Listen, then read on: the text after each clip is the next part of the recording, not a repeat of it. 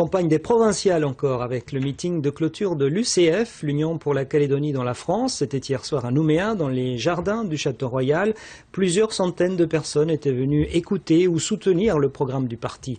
Gwen Kemener et Roberta Manoji.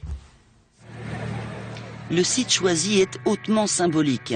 Pour l'UCF, entre le pain colonnaire 100% calédonien, l'arbre du voyageur pour ceux qui ont posé leur bagage ici, et les bagnants solidement enracinés dans cette terre calédonienne, la végétation est à l'image de la liste et du public, toutes ethnies et tous âges confondus, mais unis autour des valeurs de la République.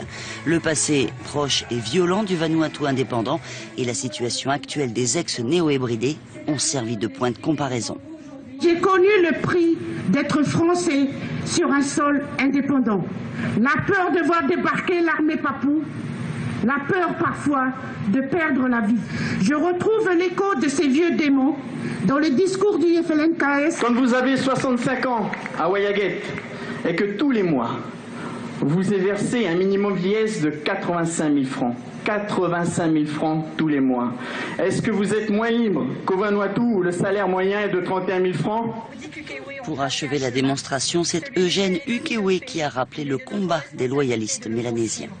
Lors des années 80, nos pères se sont levés, se sont battus et ont fait entendre leur voix.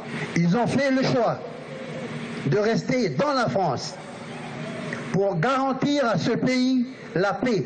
Construire une Calédonie où, je cite, « vivre ensemble n'est pas un slogan, veiller à ce que le drapeau tricolore ne descende jamais, revenir à un corps électoral glissant sur 10 ans, ouvrir la citoyenneté aux conjoints de Calédoniens », c'est le programme de l'UCF, le parti qui déclare aussi que dès lundi, les loyalistes devront se mettre autour d'une table pour parler d'une seule voix contre l'indépendance.